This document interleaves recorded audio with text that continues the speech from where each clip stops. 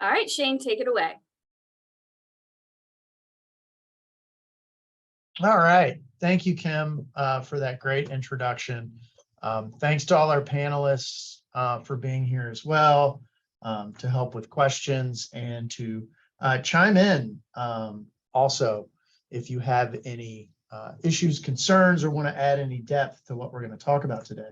So really interesting topic here. We are marching ever closer to our November 1st go live date. So we're going to talk about conversion. So that's kind of the title of today's presentation, very conversion focused. When we go into October, we'll have another user group meeting. It's already, Kim's already scheduled that. It's out on our website where you get this information. And for those of you that are signed up for the user group, you'll be getting those invites as, you know, she sends the emails and stuff to you guys to join. We'll really talk about getting ready for the go live date next month and what that means and everything that's going on. But today we're really going to talk about conversion. So from an agenda perspective, just our objective for today, with a little description of that. We're going to review the conversion, you know, and what that means when we're moving from our existing system and moving into a newer platform. Our cutover timeline, including key dates and some prep that you can do, some wrap up and some tips, and as Kim mentions, some questions, answering those questions. So excited to go through these topics today. And I really hope, you know, if you've been with us, there have been some, you know, that we've pushed out our go live twice, you know, into this, the November 1st date. You might have seen a lot of these topics covered before, or you have a good idea about it. So everybody's, or at least some of you, are becoming old hat around this. But I think, and I hope, you'll find these slides instructive and helpful, and this discussion helpful to help get your mind around what's happening and how you're going to be impacted, and some of the things you can do to have you and your organization ready for the conversion and cutover as we move eVA to this exciting new platform. So the first thing is just to talk about, you know, kind of rehashing what are we doing today? Why am I here? So we're going to provide information related to the conversion and cutover, and to help organizations understand the process and minimize the impacts to your organization as well. And I've already shot these terms around a bunch. You've maybe, if you've joined user groups or watched our replays from the past, I hope you've heard them before. But you know what? It's worth defining these two. So conversion, and really tying it to what we're doing, is the process of moving data from our old system into the new system. Let me tell you, it's still eVA, but as I hope you're aware, we're getting a little platform update, right? So we're taking all this data and all our transactions. We're not just cutting things off and making it disappear. We got a lot of things that are in process. We got a lot of data, like our suppliers and our addresses and our users and accounting and things like that we want to move so we can have it in the new system. Well, that's what we're doing. We're taking that data, doing whatever we need to do to it, and then moving it, you know, so it's in this platform that we're moving eVA to for November 1st. Cutover. Cutover is the process of shutting down the old system, goodbye, old eVA, and starting the new system. Hello to the new one. And there are various stages to the cutover and conversion, quite honestly, that are happening throughout October. If you've been in our previous eVA user group sessions, the key dates, you know, I always go over the key dates. October 1st, you're doing this. October 14th, this is happening. This is, you know, we're going to look at those key dates again today. That'll be the third or fourth time you've seen the key dates, especially around the new dates with the November 1st go live. So various stages of that cutover, but I hope those definitions are very helpful. So moving from the objective, let's dig right into the conversion and what's happening. The first area I want to start, you may have seen this before if you've been in the training environment, If you've taken any of the training modules or gone to an instructor-led training, you might have noticed these, but I think it's worth talking about this set that I'm bringing up right now. So let me move to these. Prefixes. We have a lot of prefixes. I may not have every one of the prefixes on this slide, but this gives you an idea of what some of our current prefixes are. And when we come up with eVA and eVA comes back online on November 1st, what some of those things are going to look like. And I hope they'll make a lot of sense to you. So a requisition, that first one, is currently it's a PR, that's short for purchase requisition. When eVA comes back on November 1st, the prefix will be REQ. So PRs will be REQs. Purchase orders. Now, this is a purchase order.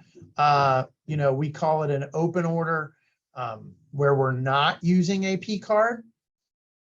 Currently, it's an EP. I think that's short for electronic purchase.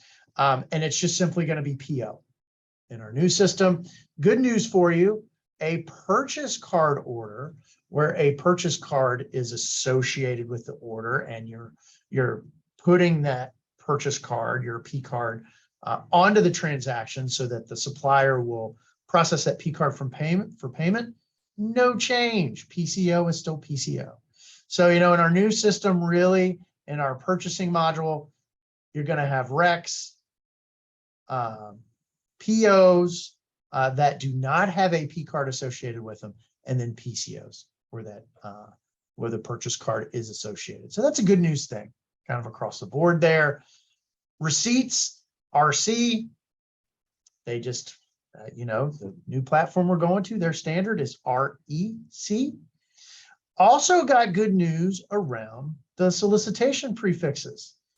IFB, RFP, etc. continues to be IFB, RFP, etc. Whatever type of solicitation you're doing. Now, for those of you that have taken the sourcing training, there's a little bit different path to that.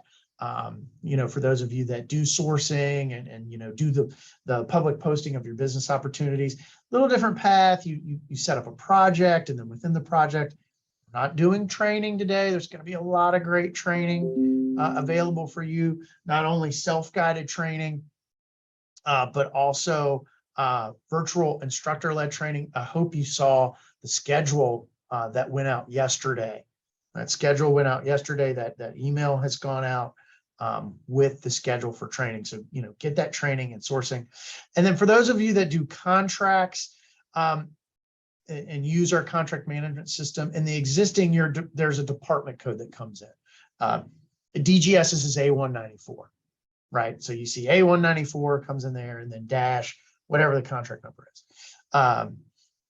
That's going away, and the prefix there is actually CTR. So something to consider there, a little bit of a change. But again, some great training available for you around sourcing and contracting. And we thought these prefixes, I thought it'd be good. We post not only the video recording of this presentation, but we also post the PowerPoint presentation as well. So you'll have this from a reference perspective if you want to go in and pull this PowerPoint. And Kim Brewer and our good friend Dave Foster, who does our website for us, they turn these things around pretty quickly, so that information will be posted for you sometime same day, and certainly within a day or two. That information is available. So let's move out of prefixes and actually move into conversion as far as requisitions, purchase orders, and receipts. Let's move into that and talk about, you kind of got 4 areas on this screen that I have on here. So when we're talking about requisitions, purchase orders, and receipts, what data is converting? What data is converting? Approved requisitions, purchase orders, and receipts. All right, that is converting. All right, those things that are in kind of that finalized status, they're in order, they're in received or processed, the requisition being in ordered or fully approved. Those are going to be moving. What's the timeline for that? Kind of going down below that, 2 calendar years of transactions will be converted. 2 calendar years. our cutoff date, and this is a change, we're going to get to it in a minute, so you're going to see it repeated. On Wednesday, October 26th at 5 p.m., that's when the cutover is going to start at 5 p.m. So you're going to have eVA to Wednesday, October 26th at 5 p.m. So that snapshot we take to pull that data in, that's how it's going to go back. It's going to go back for the 2 years from that date. So just to kind of give you a feel for that. Staying, kind of in that vein, shifting over to the right. What is not converting? What is not converting? Any transactions in draft or submitted status. So basically things that aren't approved or have not been submitted. So guys, this is a big one. You've got orders out there. This is from a planning perspective. Not only do you need to get them submitted, you need to get them fully approved. Okay, so that's a big deal. It's worth repeating. Draft and submitted. All right, they're not going to make it. Got to get things fully approved for them to make it over during that conversion process. I talked about this in our introduction, before we moved to the formal presentation part of today's meeting. Workflow history for converted transactions. For converted transactions, that workflow history is not going to be there. The history itself. Now, you can do a change order to converted transactions now. That was something we've talked about several times. I think I started talking about it in June or July, whenever we had, our first user group after the delayed go live. Great news, right? You can do change orders to converted transactions. But remember, I'm changing systems. The workflow, approval flow, procedures, the way workflow looks and the way it's architected is very different. The approvals themselves, the rules are not. Okay, so your rules, your checks and balances are coming over. It's just a different architecture and a different function. So the history is not going to convert, because when you do a change order to a converted transaction, the new platform's workflow is going to fire. Now, your rules are going to be there. All your checks and balances are going to be there, but that history won't be. Good news, report 203. If you need to know the history of what rules fired and who did the approvals, report 203 in Logi. It's basically a view of the order. So you get the order ID, you plug it in, you run it. And at the bottom of that, you'll see all the little rules that fired, all the people that did the approval, and the time and date stamp of when the approval was done. So we have that history. It's in our data warehouse. You can report on it. Okay. But in the UI itself, that's not going to come over. It's just, you can't replicate it. It's apples to oranges in that perspective. So when you do that change order, the new workflow is going to generate, those converted rules are going to fire, and you're going to get all your approvals on a change order. But it's just, just kind of want to explain that. And again, not to worry, that's kind of the not to worry piece. Transactions that are not converted will be available via reporting. So anything that's older than 2 years or hasn't had a last modified date in 2 years, you need to get to it.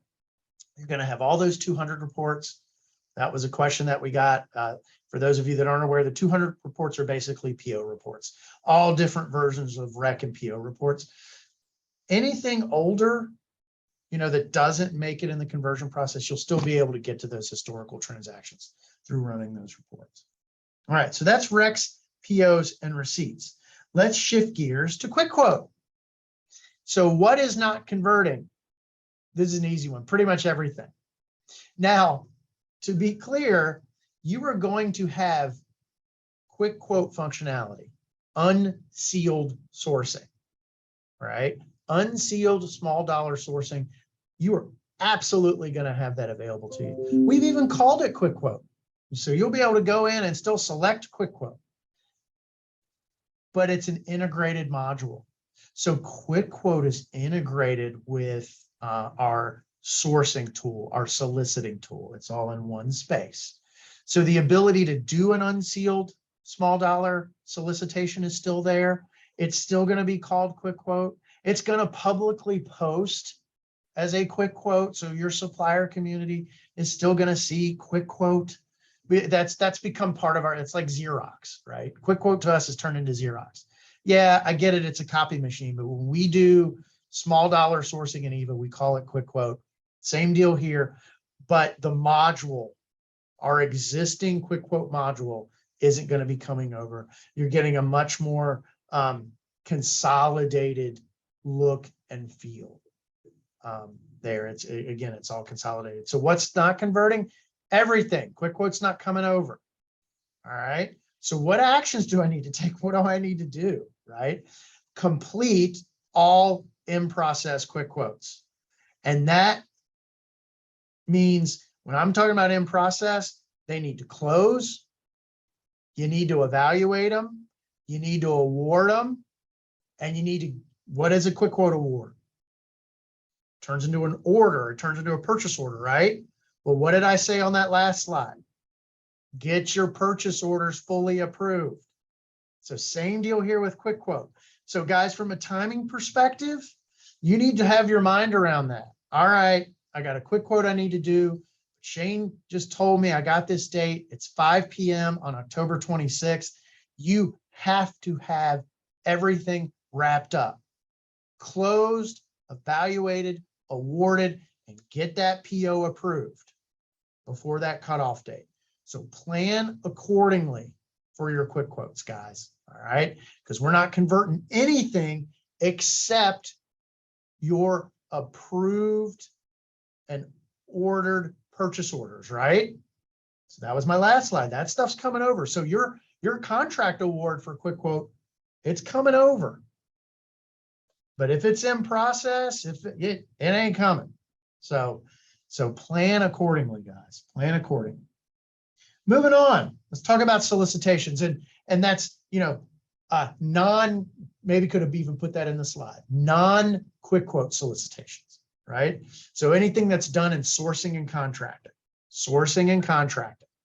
What data is converting? Open and closed solicitations. Open and closed solicitations. Now there's a little bit of a caveat. So instead of going down, you see the 2 calendar years. Same thing here, 2 calendar years worth of solicitations will be considered if they're in this condition, open and closed. I don't know that if you have a open solicitation that's been running for 2 years, let me know about that one if it's open. That'd be interesting. But you know, the point here is open and closed solicitations with 2 years. Now here's a little caveat though. What's not converting? What's not converting? Anything in draft, not going to happen. And solicitations that an award decision has been made. So awarded, no award, or canceled, those solicitations will not convert. Now, again, I don't have a bullet here. There are reports for that. If you need to get back to your solicitations that you awarded, no awarded, canceled, whatever, if you need that history, there will be reports available so you can see the details about that. Some other things that aren't converting, future procurements will not convert, and supplier responses are not converting. But again, supplier responses are stored in our data warehouse. Here's the thing you need to take though in action. Outside of being conscious of the dates, and if you can wrap up your solicitations, if you have an open solicitation or a solicitation that is closed and you haven't completed your evaluation, you need to download those supplier responses. We do not have the ability to convert supplier responses. So if you have a open solicitation and it's closing towards the end of October and you've gotten some electronic supplier responses, and this is really around electronic, right? Have electronic supplier responses. You need to make sure you've pulled those down in some capacity. We're also suggesting to download the bid tab as well. If something's closed and the bid tab's ready, go ahead and pull that down. Because what you're going to want to do when on November 1st is that closed solicitation is going to convert, and then you'll be able to go in and key in those responses into your closed solicitations. For anything that is open, well, we're going to touch on this a little bit later, but it's worth talking about now.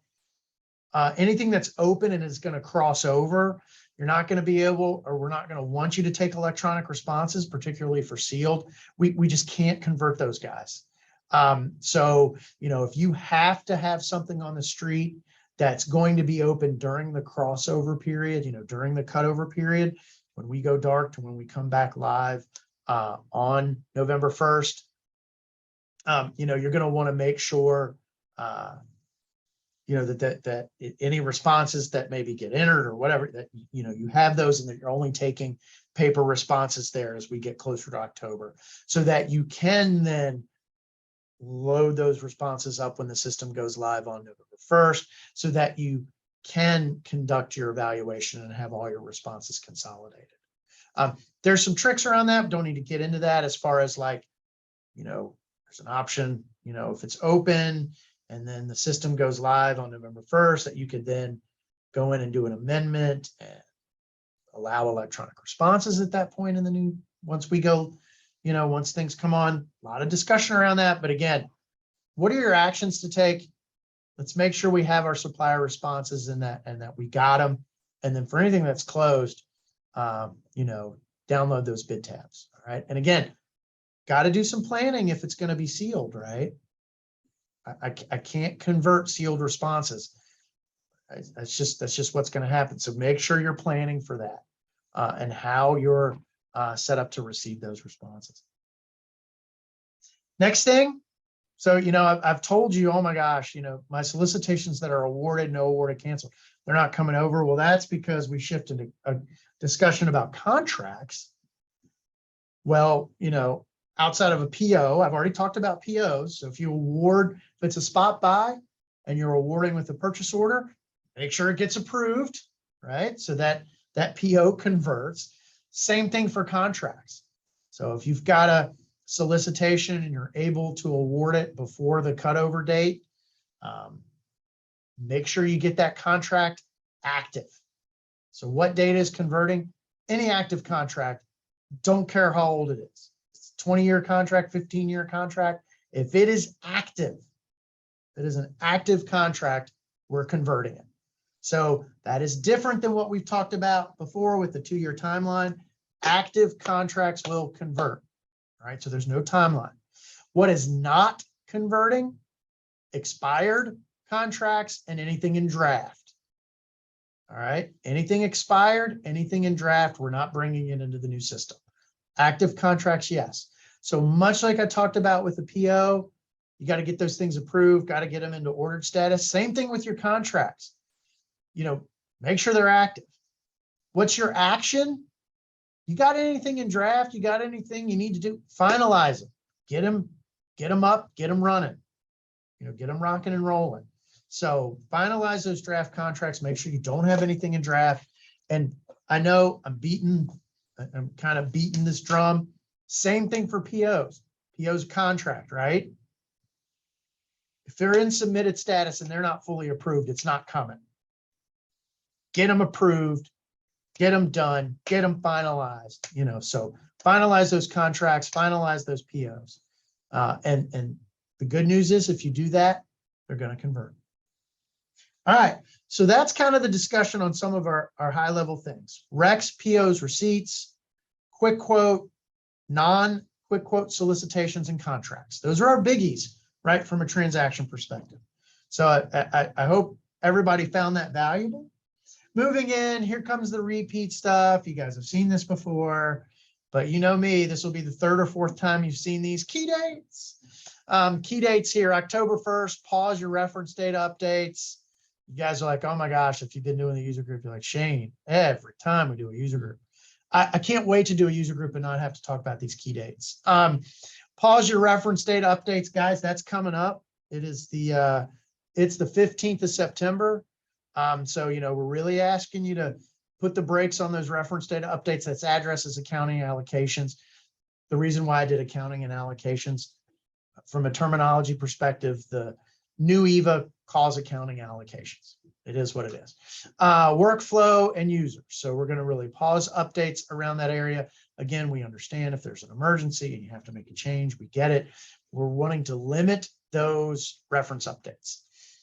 Starting October 14th, I've told you to plan for this, but we're going to help you along. Electronic responses for sealed procurements will be disabled in the existing eVA environment. We're going to disable them for you. So you're not going to really have the option to do electronic responses once October 14th hits. But guys, if you have a long running solicitation that's going to start before the 14th, you need to plan for that. Okay. Let's please plan for that. Moving on, October 14th continued. I hope I've beat this drum enough today. Finalize all your quick quotes. This is just suggestions. Finalize all your contract records. Any new updates, any new contracts or updates should be documented and entered post cutover, quite honestly. That's just a suggestion. Oh, I got something new. I got a big update I need to do. Ooh, as we're getting closer to that date, we need to think about that. We need to plan for that. Is it necessary? Can I wait until the new system comes up? Again, recommendations, I get it. The new system's available to the 26th of October. Guys, this is the meeting where I'm really asking you to think about this and plan and be ready. We're really excited that we're moving a lot of data for you, but let's be smart about it.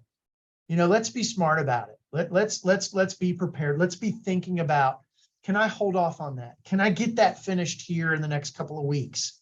Can I wrap some of this stuff up? Can I hold on something that's not as critical until the new system comes up? So some things we want you to be thinking about. And then again, on October 14th, this is a change, something that's going to happen to the system. Supplier account maintenance on the supplier side is going to be paused. Now, again, that doesn't mean in an emergency, if a supplier, we got an email address that's wrong, an address, that we won't make a fix. We're really trying to shut that stuff down to lock down our reference data. Because as I mentioned earlier, cutover, yeah, the big date's October 26th, but cutover's kind of happening. Things are kind of going, throughout the month of October as we, take snapshots and grab data and all that kind of stuff. October 24th, that's 2 days back from the 26th date. Supplier registration is temporarily paused. So we're going to hold on our registrations there for pretty much like a week and a day. We're going to hold off on any new registrations. Again, if there's an emergency, got to get a procurement out the door. Certainly we can do that for you, but we're trying to minimize that work, because what that's going to do for us is we're going to have to repeat that registration in the new system, right? We're going to struggle. And that's why we have some of these dates, because the cutover, keeping that system up for you as long as we can, but there's a lot of data we're moving as well. And then going into this last one, key dates, on October 26th at 5 p.m., conversion cutover begins. That is a change. That is a change. We were pushed out a few more days. We have had some discussions with CGI, and they asked, hey, what do you think if we gave ourselves a little bit more time? And we did basically a full day on the 26th, which is a Wednesday, and then at 5 p.m. that's it. So the cutover will begin at 5 p.m. There is no eVA on Thursday, Friday, Saturday, Sunday, Monday. No eVA access the 27th, 28th, 29th, 30th, and 31st. And then we'll be back up on the 1st. Okay, that is a change. We did take a little bit of extra time. Please plan accordingly. Your procurements, your solicitations, your quick quotes. Please plan accordingly. And then again, November 1st, eVA system will be live. All right, so really appreciate everybody's time and going through this with us today. Moving to just one last slide, wrap up and some tips. All this stuff we've talked about, Kim and Dave are just the best about this. They'll post the meeting in the user group area. They'll post this PowerPoint. This slide deck will be available. If we don't get to all your questions and answers today, because sometimes we run out of time, we'll also post those. Also, in the transition newsroom, It's at the top of eva.virginia.gov, at the top of our homepage. If you click on the transition newsroom, there's a conversion section. There is a conversion roadmap, which goes through all our transactions and reference data and what's happening. So I did kind of a high level overview today. If you want to dig into the details of all the various transactions and all their statuses, that conversion roadmap is there. The key dates document is also on the transition newsroom as well. So you'll be able to go in, remind yourself of those key dates. Guys, share those key dates with your users, share those key dates with your suppliers. That's bullet point 3, right? Prepare yourself. Be proactive. Start now. Look at that calendar. Look at what you've got to do. Look at your users, your staff, your needs. Plan and adjust accordingly. Now, my line is very focused around sourcing, right? Sourcing and contracting activities, renewals, contract modifications, close dates. Look at that date, get yourself ready, get a plan together. You got about a month and a half. Here's the good news. We're not going to be down for weeks and weeks and weeks. Now, I did break the news to you today that I'm taking an extra day or two from you from a cutover perspective. That's just to make sure we do the best job possible for you. But we wanted to get that date in front of you. And again, I can't stress this enough. You've got some reference documents available. You're going to have this information posted for you. But please communicate that stuff out and be proactive. Look at it, plan, get yourself ready. And then I didn't throw this in here, and I should have, because I think we talked about it yesterday when we reviewed these slides. Get yourself trained. Get yourself trained. There are lots of virtual instructor-led training sessions getting ready to go. There's training available here at DPS, self-guided modules.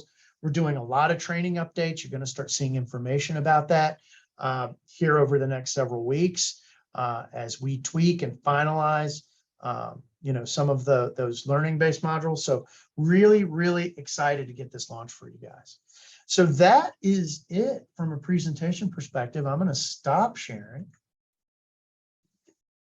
and bring us back to our panelists here, and we'll start looking at questions. Okay, just a few. All right. Do you want me to start reading through some of them here? Yeah, there's a few here that, sorry, I was switching gears. Okay, no problem. Related to quick quote, too? What's that? The two that are related to quick quote. Oh, yeah. So Melinda Short, good morning, Melinda. If a quick quote has been approved but not received by 10/26, will it be converted? Yeah, absolutely. So when you're talking about that, remember with quick quote, you got a solicitation that you got to finish. So you're going to evaluate and award it. What's the quick quote award? It generates a requisition for you that you then need to get fully approved into ordered status, so the order generates. So if you have an order that's an ordered status, that's good. It's going to convert over. You can do your receiving in the new system. So you can do your receiving in the new system. So the big key, get those requisitions approved and get that order generated and into ordered status. Right, which chases the next question, which was from Kevin Davis about, I can't post a quick quote on October 20th and then award it on the 26th. Well, if I see Barb going, sure, the system's going to be there for you to do it. Is that suggested? Because remember, guys, a solicitation is more than just, well, I closed it. You got to evaluate it. You got to award it, and you got to get then the award and that requisition approved, right? I think you'd be cutting it real close if you did it that way. So plan accordingly. Plan accordingly. I'll go back up to the top. Yeah, I was going to say, circle back to the top and ask it, is it better to have the approvals structured in place before the cutover, or have it or after it takes place. So by approval structure, I mean, if it's over 10,000, I go to, and if it's over 50,000, it goes to. So before or after? So Sue, thanks for the question. I'm not sure what organization you're with, but if there's an approval structure in place, that those same rules that send a transaction to somebody if it's over 10 or over 50 typically are in place now, so that same check and balance will run in the new system. If a rec or order is over $10,000, it'll go to that person. It just doesn't look the same. It operates a little differently from how it flows, but the rule and the check and what it does is absolutely there. If you're going to make any changes to your approval flow, we really want it done by October 1st. And I would tell you,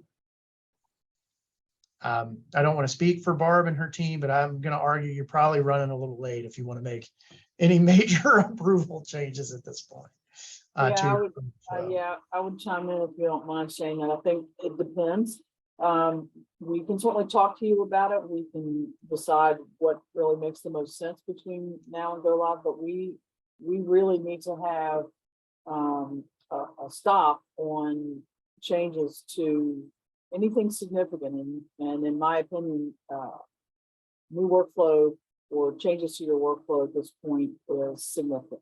And we need to put a stop to that for the month of October so that production environment is stable and we know what we're up against for data conversion, and our team, like your team, can be focused on finalizing our training and getting ready to support you guys as we go live November 1st.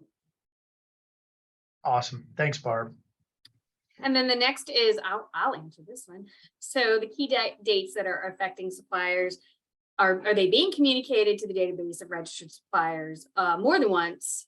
And the answer is yes. Yes, we have a communication project plan, if you will, that affects both our buyer and supplier communities, and we are communicating that. We also definitely rely on you guys as you interact with your suppliers to please pass along this information. The more times they can hear it from different in different ways, the more it will help us get that message out. And then additionally, there are platform preview sessions that are posted on our outreach page. And those are being promoted, cross promoted in assistance with the Department of Small Business and Supplier Diversity, so that we can offer our suppliers an opportunity for a live little walkthrough. And if you are curious about where those are, it's off of our supplier vendor outreach calendar from our homepage on our website. So also please share that. And if the supplier clicks on the vendor login from the homepage of the website, there's an intercept message up currently talking about the training assets that are available and signing up for those live previews. So we also plan to record and post a live preview. We wanted to make sure we had a nice, pretty clean one, if you will. So that's forthcoming. So long-winded answer, but there you go. Yes. Excellent. And guys, go ahead. Kim has started her supplier overview of the new platform. You did one this week, right? Yeah, I did on Tuesday. Yeah. So guys, there's tons of materials out there. There's a whole site dedicated to suppliers for training and overview and how to get your orders. And it's pretty awesome. So get them over there. It's off of the transition. Oh, wait, no, sorry, Kim, you just said it. It's off of the eVA homepage. It says supplier training. Yep, it's right there, front and intercept right message. there. It's also in the transition newsroom, the link to the supplier assets. And we do continue to plan to improve and expand those. So we know that there's some gaps and we know there's needs, and we've recognized those, much like our program in general. We are going to continue to evolve and improve. So if you see something, say something. We would love to hear any feedback that you have. So next question, I asked about requisition transition in a prior bug, but not sure I specified blanket orders. Is there anything on my end I need to do prior to transition conversion in order to continue to receive against existing blanket orders? And that came in from Blaze. I got an awesome answer for you. Nope.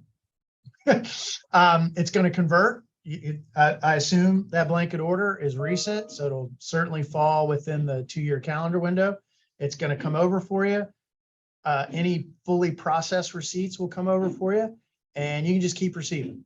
So that is a big change from what we thought, almost a year ago. So really no impact. They're just going to come over and you can just keep doing business. So you'll be ready to roll.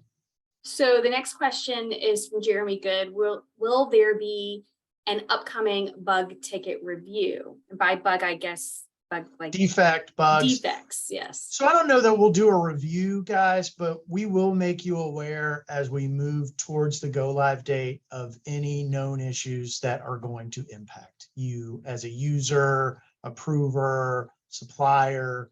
We'll make sure we get those out. Right. We're very committed as we move to that 11/1 date, that if there is an outstanding issue that's going to impact the user community, that we will share that with you. I would expect that's going to be more around the October timeframe. Not only will we share that with you and just say, oh, this isn't working, but there'll be guidance. If it's a workaround situation or a different business process you need to follow. So, our mission right now is to try to, anything that we've deemed a defect, to try to fix those up. So allow us to keep working on that, and we'll have more for you as we go into October. Great. And then will active postings on Virginia Business Opportunities, which is our public posting page, be impacted by conversion? So yeah, the active postings, no. Well, sure. See that slide I did on sourcing, right? Right. There are some impacts. Open and closed without a decision. So open, they will convert. The public posting will stay up. Right. So in the grand scheme of things, no, but there's some nuance. And Lisa wants to add some context to that. Go, Lisa. Yep. I was just going to say the only time the all opportunities page will be updated is if you do an amendment to your solicitation. So that's one thing to just kind of keep in mind if you're concerned about the content that's posted out there. You are obviously the owner of that, and we're not going to make changes to anything that's out there. Now, if you're, trying to do some quick quote stuff and you're not getting it out there soon enough, that's obviously a different story. If your transaction isn't converting and we won't be able to make updates after go live. But again, for all of those, all opportunities, once you post it, it's out there, you're the owner creator, and that information will stay the same. And I think the message to here is that we rely on you, whatever changes you make, and then that is reflected on the public posting, because that's exactly what it is. It's a public posting, and that will continue to be accessible. So the next question came in about quick quotes is, where in the new quick quote template do we paste comments and T's and C's and no lot line drop down? And I think this is an excellent opportunity to plug the training assets that we have available. So while we would love to give you a detailed breakdown of those steps, that's really outlined specifically in the training that is available related to quick quote. If you need assistance finding that particular asset, which is in the LMS system, then definitely reach out and let us know. And then Lisa, I know you wanted to add something. I was going to say we also have quick guides, and that might be in the quick guides as well. I don't know off the top of my head. Yeah. Get your LMS training done, because we're also going to be kicking off our virtual instructor-led trainings in October as well. So you'll have opportunities to participate in some live instruction too, at your organization or DPS sponsored, if you will, too. So just to plug that in there too, because that'll be a good place to get those answers. And if you guys need everything related to training, again, off the Transition Newsroom, there is a transition training page, and it is full of information, including our guides and how to access training and that type of thing. So great information. The next question is, if items have not been received by the cutoff date, will the EP order be available to receive? Yeah, and Kim, we kind of answered that earlier. Yep. Yes. Yes. Absolutely. And always go back to that conversion roadmap if you need clarity about what's converting and how things might be impacted, or rewatch this amazing video that will be available for playback. As long as that order converts, you'll be able to do your receiving. There you go. That's right. That's right. If we post a solicitation prior to October 14th that closes after November 1st, will the solicitation attachments convert over? Yes. Yes. All right. And will we be able to make a change order on a converted order? I Yes. will answer this for you also.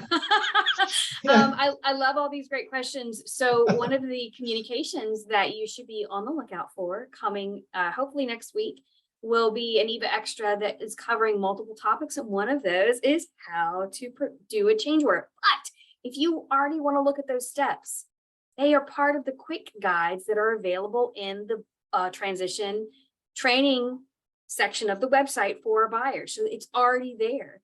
And I can go ahead and tell you, because I was writing about this earlier, it's section D. So if you want to go ahead and review those steps with the screenshots now, you can do that, or you can look at the training assets. We have a rather detailed question related to reporting. So Shane, I'm going to get you to take a look at that. Is that Nassandra's question? Yes. All right. It's So let me try to go multi-level. through these. Good morning, Nassandra. Good to hear from you. Will the Logi reports have a different look, and will there be new reports added? So that's a two-parter. Logi reports will not look different initially. How you get to them, there'll be a reporting section. You click it, you get into it. Will there be new reports added? Sure.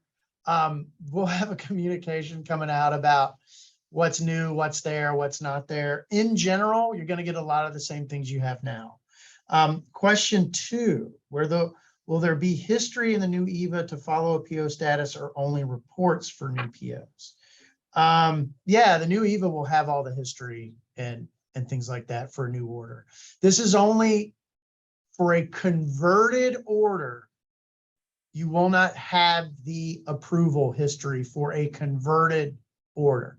You will have to run the one I saw that was the easiest report. If you need to know the approval history, who did what of a converted order, you're going to need to run report 203, which will be available and looks exactly like what it looks like now. So that's that one. A statement was made that the workflow approval flow would not come over. No. No. Will the approval flow need to be reconstructed? Hopefully not. So guys, to be clear, it doesn't look the same. Two different systems. It's like moving from Amazon to Walmart, right? Amazon and Walmart, you both buy products on Amazon and Walmart, right? I can get chapstick at Amazon.com and chapstick at Walmart.com. But how you click and get that chapstick and put it in your cart is different. Same thing with the approval flow. It just doesn't look the same. It's a big chart. It's just different. The rules, $1, $2, cost code approvers, things like that. Those are converting. So if you submit a requisition and if it's over $1,000, it goes to Lisa, and then it's over 5,000 and it goes to Barb, and it's over 10,000 and it goes to Kim, that's going to be there. But let me tell you guys, it looks differently. It just has a different look. Now, from a reconstruction standpoint, are you going to want to at some point do things differently? Sure. But not on day one. So number 4, eForm. How are they being replaced, or what new feature will the new eVA use for the forms? Guys, right now, eForms aren't converting. There will be eForms for construction reporting. And for those of you that are under DPS Purview, that eForm will be available. Sorry to say, for any other business eForms, we just lost Lisa. For any she had a system reboot. It forced her out. Oh no! So Yeah. Lisa's updating to Office 365, and I think it just started. So for any business, if you had a custom eForm, it's not going to be there day one. So we apologize about that, but they will not be available. And will there be a report for converted POs and receipts? There'll be a report for everything, both new and old. Your reporting structure, what's stored in the data warehouse, you're going to have historical transactions, including anything that's converted. And then as you start to do new transactions, those will come into your reporting area as well. So you're going to have reports. If you run a report for October and November, you're going to see historic, like transactions that were made in the existing system and transactions in the new system. So the reporting feature is going to combine things. So that ought to be pretty cool. So that was a long one. So good questions, but I appreciate you asking that, Sandra. All right, so the next question has to do with notice of intent to award. So will we be able to post a notice of intent to award Master MA during the October 14th through November 1st period? An example would be the bid received and downloaded October 12th, evaluation happens, and we are ready to post the notice of intent to award October 18th. Can we post the notice of intent to award and then finalize the notice of award after conversion? I don't believe so, no. You're going to want to leave that in closed status, is kind of my take on that. Although, well, not looking at Barb because we're virtual, but kind of looking at Barb, I think that might be a good question to walk away with to confirm. My initial take on that is you're not, so that's the solicitation still, and I get it. NOIA is a form of award. I've been schooled on that from that perspective. But as soon as you do that, we're considering that, that's not, it's not in closed status anymore. The status has actually changed, and I'm concerned that that's not going to move, but I want to qualify that. So yeah, we'll take that away. Cindy, it may be it'll certainly be safer to wait. Yeah, but we'll take that away. My initial take is very much lined up with Barb. It makes me nervous. I'm afraid that that's going to be a condition where it's going to be like, oh, you're done, and it's not going to move it for you, which would be bad. But that's a good one for us to follow up on. Perfect. This next one, if we have a blanket order for services that we need to complete a change order to add funds, how do we handle the change during cutover? So let's get our language correct. During cutover says to me October 26th at 5 p.m. until morning of November 1st. You're not going to have eVA. All right. So the way that question was written says during cutover. You're not going to have eVA during cutover. Now, no. Yeah, no. But much like we talked about earlier, blanket order, you're still doing, you need to do a change order, you need to receive. It's converting. So you'll be able to do that in the new system once it comes back up. You're good. You don't need to do anything special. Just do your work. You're not going to have access for those couple of days. And then on November 1st, you need to go in, you need to receive, change order, knock yourself out. You're ready to roll. You're ready to roll. But again, to be clear with everybody, October 26th at 5 p.m., you're not going to have anything until the morning of November 1st. Okay, so just to be clear. And we're at the top of the 11 o'clock hour. We do have 14 more questions. I didn't know if you wanted to roll through those or if you'd like to take this offline and allow us to be able to answer these. And some are very specific. So we might have to have. I think I would love to keep going through these, but we told everybody 11 o'clock. I want to be, and we're late already. I want to be honest to everybody's time. But one of the things I do like to do, what we did for our August meeting, is we take your questions and we answer them and it's documented. And I think that has a lot of value. And then that way, and Kim shares out the Q&A once we're done with it and says, hey, here's all the questions and answers. So you can look those over. And I think that makes a lot of sense. These are really great questions. And that gives us a chance to respond and document it. And so you have them for posterity purposes. Yep. So thank you. And Barb has a thought. Yeah. So two things kind of to add on to that, certainly where your questions are really detailed or it's clear that you want, you need some additional hand-holding right now, your account executive can certainly follow up because we'll do some deeper dives. There's some conversations based on those questions that I think our team will want to have. I did want to add, though, that on the Shane's statements about downloading supplier responses and that documentation before cutover, we have a document that we'll be returning to the transition newsroom probably today with some updated dates. The information is good, right? The information isn't changing, just the dates. So we want to make sure that you understand that. So if you are already preparing for how to download and save those to re-upload them or to whatever. Once we go live in the new platform, that document's coming back, and those instructions, very detailed with screenshots about what to do in the current platform in order to save your supplier responses. That's coming back. So.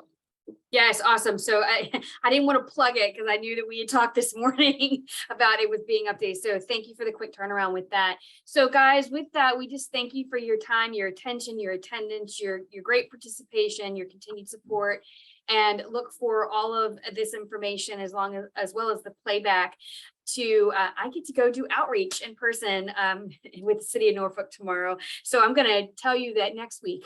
So hopefully on Monday, we'll be able to get all of this out, maybe even tomorrow, depending on how fast we can turn it around. And look for the next user group that we have in October, which we already have the date set up on the transition newsroom. So thank you guys again. Thank you to our wonderful panelists, and we will see you at the next user group. Have a great rest of your day. Thanks, See you guys. guys.